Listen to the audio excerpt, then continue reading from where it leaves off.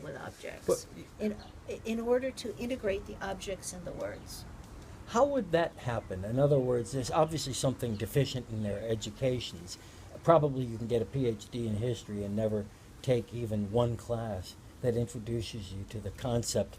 I think so. And, it's, part of it is the problem of approach. And I'll tell you a story. I simply said, I need to understand everything about clothes, so I'm going to collect a whole lot of information about the history of American women's clothing so that I can present this for people in a way that's easier to refer to. And she said, as a historian, we're taught to ask a question and then to look for the information that helps us answer that question. So, and I wasn't just looking for information and then saying, okay, so what does this tell me? I did not start with a particular question. But, for example, after looking at women's dresses from 1800 to 1900, I said, okay, in 1800, women were pretty squelched socially. I mean, they didn't have much education, they didn't have much power, they didn't, influence maybe, but, not much. And they wore these dresses which were loose and comfortable and basically practical. I mean, they could be elaborate and impractical when the occasion called for it, but they were not actually that impractical for every day. Front fastening, drawstrings, easy, comfortable, adjustable. By 1900, the bodice, you wore a very fully boned corset. Then you wore a dress, or usually a two-part piece, and there could be as many as 16 bones in the bodice itself that was worn over the corset. And stiffening and padding and big sleeves and a high collar and a tight waist and a skirt which was stiffened sometimes with 3 different fabrics, with horsehair, with linings, with a velvet braid around the edge. And I said, and this is when there are more women graduating from high school than there are men, I've been told. And more women are going to college. So why do we move from Comfort and flexibility. comfort and flexibility for a lifestyle? And that's not to say you can't have, people should be allowed to have fancy dresses, but then at the end you have so much constriction. So what's going on? Exactly what's going on.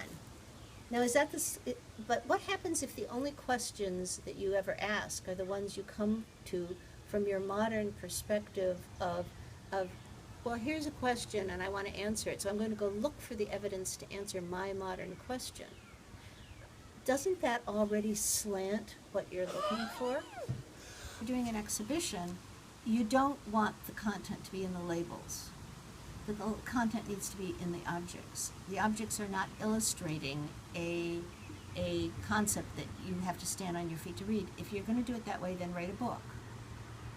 So you want somehow the content to be the kinds of things that objects and shows. So and pictures, and then sometimes you need to have a few words to point out the things that are important. So let's go back inside, and this isn't even finished. It isn't put upright, but here we have women's dress and men's dress. So if you look at the women's dress, what do you get? What do the objects tell you? Well, they tell you about style, technology, deportment, posture, Broader. What's the difference? working, and Okay. If I had only one dress, there would be no story. Objects need to be looked at in groups. So when we put a house dress and let's say an afternoon tea party dress together, then you start seeing the differences.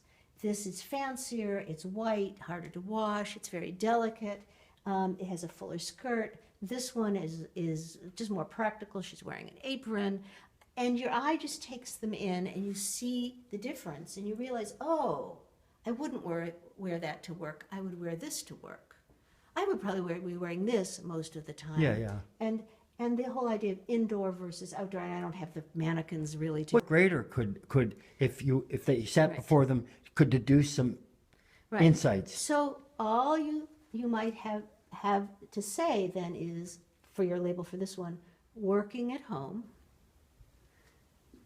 and visiting out, going out to visit. You have just a phrase to clue people in. So what's going on with these two? Three. Well, so you have, again, gradations of you have the kind of going out to visit, the public, what a public man is wearing for business or for just being out in public. You have a much less formal kind of thing going on here. And then you have the working man's thing here, which we'll show with the Boston. And your only choice, this would be the best. But the best is throwing away most of history.